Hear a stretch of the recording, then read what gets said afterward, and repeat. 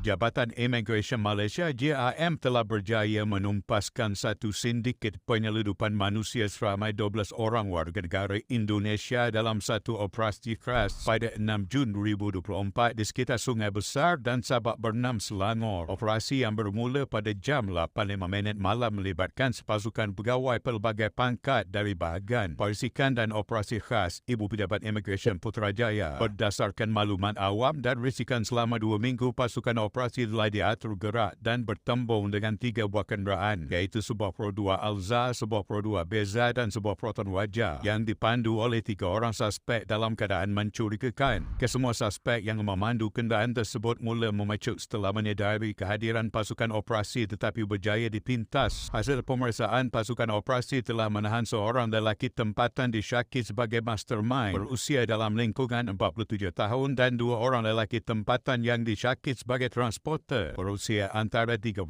hingga 40 tahun. Turut ditahan 2 orang lelaki warga negara Indonesia, seorang perempuan warga negara Indonesia dan seorang kanak-kanak lelaki warga negara Indonesia. Seterusnya, hasil soal siasat, pasukan telah diatur gerak ke kawasan Paya Bakau di sekitar Sabak Bernam dan berjaya menahan lagi 8 orang lelaki warga negara Indonesia yang baru tiba daripada Indonesia melalui laluan laut. Jumlah keseluruhan yang ditahan adalah seramai 15 orang dan berusia dalam lingkungan 5 hingga 52 tahun. Hasil semakan awal mendapati 2 orang lelaki warga negara Indonesia telah tinggal lebih masa, manakala 10 lagi warga negara Indonesia termasuk seorang perempuan dan seorang kanak-kanak lelaki tidak memiliki sebarang dokumen perjalanan atau pas yang sah untuk berada di negara ini. Pasukan operasi telah merampas 5 naskah pasport Indonesia, wang tunai sebanyak RM6,200 dan 3 buah kenderaan, iaitu sebuah Pro 2 Myvi, sebuah Pro 2 Beza dan sebuah Proton Wajah yang dipercayai untuk mengangkut parti. Modus operandi sindiket adalah dengan menggunakan laluan laut untuk membawa masuk dan keluar warga negara Indonesia dari Tanjung Balai, Indonesia ke Sungai Besar, Selangor. Sindiket ini menggunakan kapal nelayan dan menukar kepada bot kecil di tengah lautan. Mastermind sindiket ini akan mengatur pergerakan masuk dan keluar dari Malaysia. Kenderaan yang akan digunakan untuk membawa migran dan dipercayai berhubung dengan sindiket di Indonesia. Sindiket akan mengenakan bayaran sebanyak RM1,500 hingga RM2,500 bagi setiap seorang mengikut jantina dan telah beroperasi selama setahun. Seramai 3 orang lelaki warga negara Malaysia ditahan kerana disyaki telah melakukan kesalahan di bawah Seksyen 26A Akta Anti Pemadagangan Orang dan Penyeludupan Migran (ATIPSOM) 2007, manakala kesemua warga negara Indonesia ditahan kerana disyaki telah melakukan kesalahan di bawah Seksyen 6/3 dan Seksyen 15/4 Akta Imigresen 1959 Palang 63 dan ditahan di Depot Imigresen Bukit Jalil, Kuala Lumpur. Sumber Jabatan Imigresen Malaysia.